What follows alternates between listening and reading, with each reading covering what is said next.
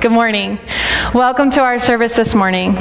My name is Brittany LeClair, and I'm excited to be here as Pastor Tom is away. I don't know about you, but I've really been enjoying this series that we've been in the last few weeks on #struggles, on how we can follow Jesus in a selfie-centered world.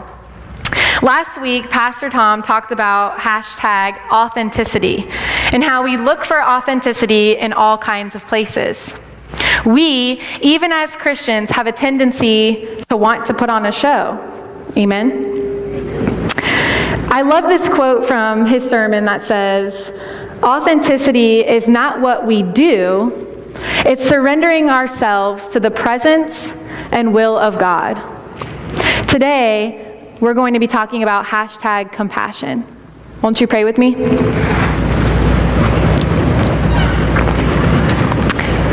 Lord, we know that you are here this morning. Through our time of worship already, we feel your presence.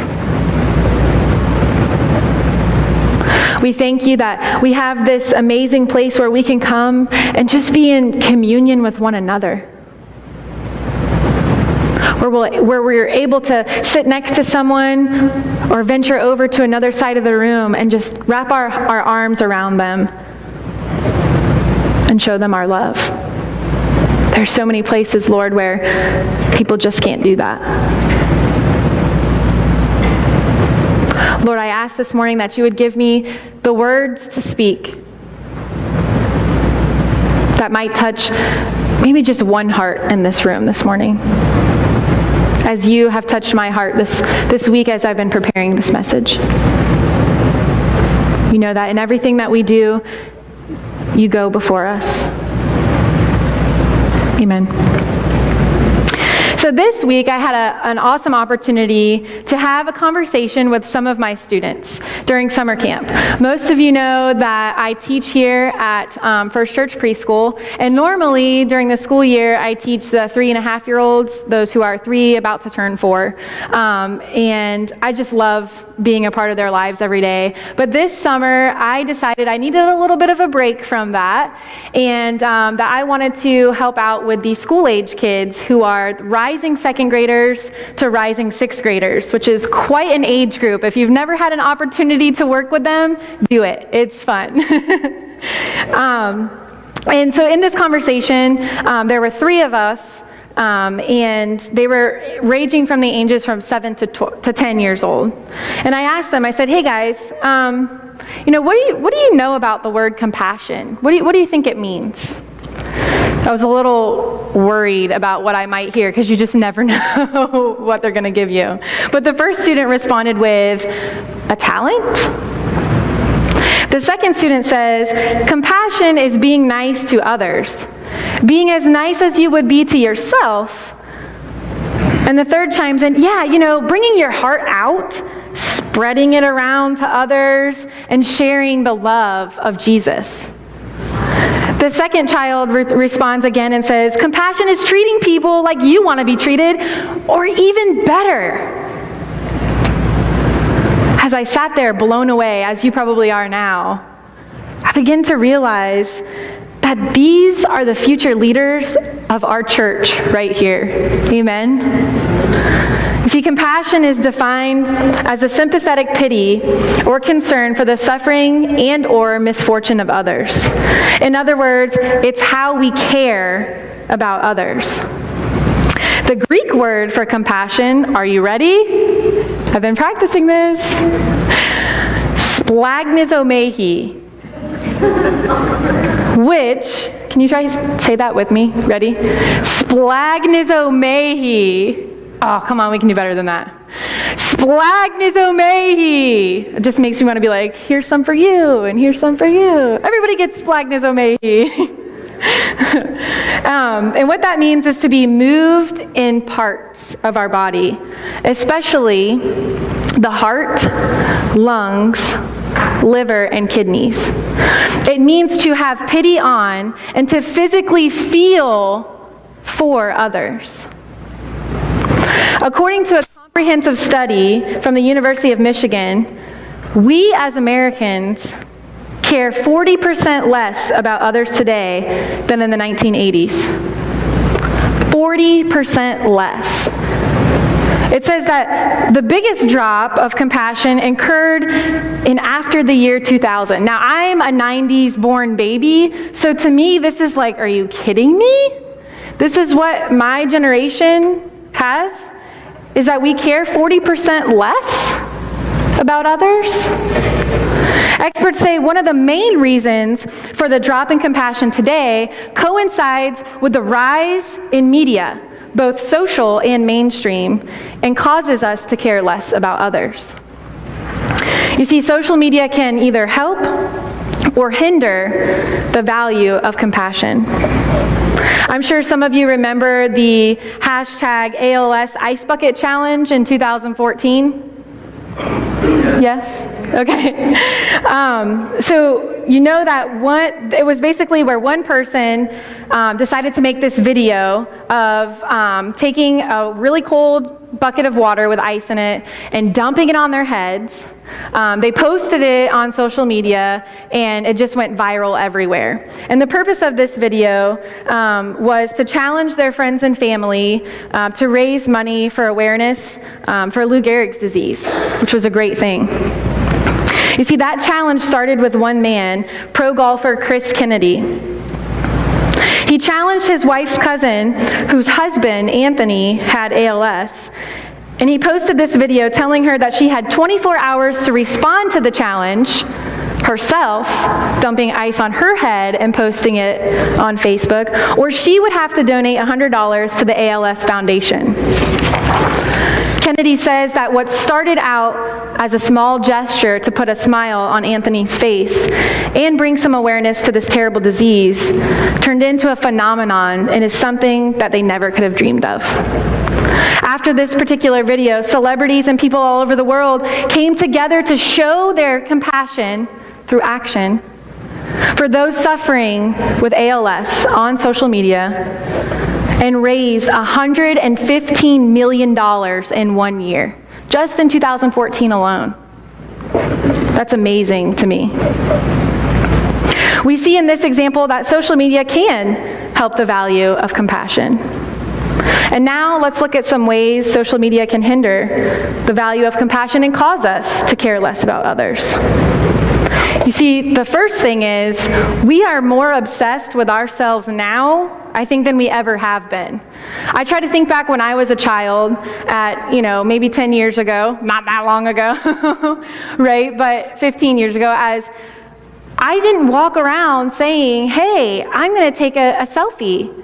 I'm going to take a picture of my new haircut, and I want all my friends to see it. No, I went to school and people said, I don't like your haircut, or I do like your haircut, and that was reality for me. There was no glorifying myself in that. None. And now, I was talking to my students, and I said, hey guys, do you know what a selfie is? Miss Brittany, come on, seriously. Yes, we know what selfies are. It's when you do. Last week, Pastor Tom talked about in Cosmopolitan magazine, there were 10 ways to take the perfect selfie. Do you remember that? But one thing he left out, or maybe he doesn't know about, is that there's actually a tool to help you take the best selfie ever. You don't have to use, some people don't have long arms, they can't get the right angle. You don't have to even use your arms, people. The world has made it easy for you. Ready? This is called a selfie stick. And this selfie stick, it's so easy to use. Let me show you. Ready? You take this plug, plug it in, hit your camera button. Look, it holds the phone for you. I'm going to confess, ready, that this was actually a gift 3 years ago to myself from my husband. He's like, honey, I know you've been wanting a selfie stick so bad, there's one in your stocking. And I was so excited because you know what? I guess I was just obsessed with myself at that point. But you know what? And I was asking him the other day, I'm like, I didn't even know I was going to be using this for a sermon one day. Where is it? We have to find it. So I guess that says something about me now, right? So, once you have it ready, let me flip the camera around. Look at this. I can get all you beautiful people and myself in one picture. I was in that one. Woo! Oh wait, I can go even further. Ready? Cheese! I mean, come on. Where was this like 10 years ago? We didn't have this. So, we're more obsessed with ourselves than we have been. 2, we care less about others because we are constantly exposed to an overwhelming amount of suffering, and it begins to desensitize us. You see, when we're on social media, and even watching the news, we start seeing things in our news feeds on a timeline. And it's almost as if the more pain we see, the harder it becomes for us to care. Years ago when the commercials were coming out about the hungry child and things like that, I used to sit there and I'd be like, oh my gosh, how could I? Honestly, now I see it and I'm kind of like, okay, I flipped the channel. It's just something that I'm used to seeing so much of. And it's not that I don't care about it, but it's that there's something else on the other side waiting for me that has my attention and it's more important. You see, when we see things equally on a page, our brain has a hard time with adapting and understanding and distinguishing between what is more important because it's equally displayed on the page. And it becomes of equal importance to us in our minds. As you go through your news feed, you might see something that's, a new recipe for guacamole, a football player is arrested for beating his girlfriend, a funny cat video, and an innocent reporter who's beheaded. That's hard to grasp. That's hard for us to feel all at once. The third thing is that the lack of personal interaction makes it easier for us not to care. You see, when we hide behind the computer screen, we miss the raw emotion. We miss the splagnosomehi, that feeling in our bodies and in our hearts that moves us to do something about how another person is suffering. When I see a post of a friend who's lost their job, it's easier for me to type, "Aw, man, we're praying for you," or to click a crying face emoji, as opposed to when that person is standing right in front of me with a tear in their eye because he doesn't know how he's going to put food on his table for his children and his family, or how he's going to tell his son, I can't send you to baseball camp this year. And that kid's life revolves around that baseball camp. And suddenly we're looking at this person in their face, and we have no words. We don't know what to do.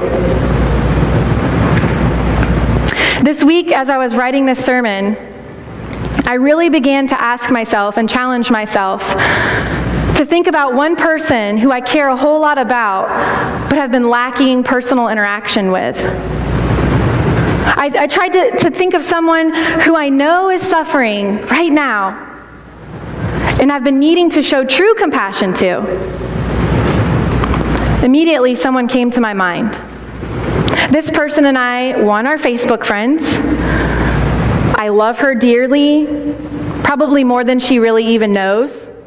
And not to mention, she's been going through #capital struggles for quite a few months now, if not more. And I started to think about how all I've really done is like or love or crying face emoji her posts. And maybe here and there I would say, hey, we're praying for you guys, and I just hope that would somehow help her in the situations that she was going through. But as I read in the book of Mark, chapter 1, verse 40 through 42, I'm reminded that true compassion demands action. Can you say that with me? True compassion demands, good. You guys are awake. The first service, I had to get them going a couple times. So Mark chapter 1, verse 40 through 42 says, "A man with leprosy came and knelt in front of Jesus, begging to be healed. 'If you are willing, you can heal me and make me clean,' he said.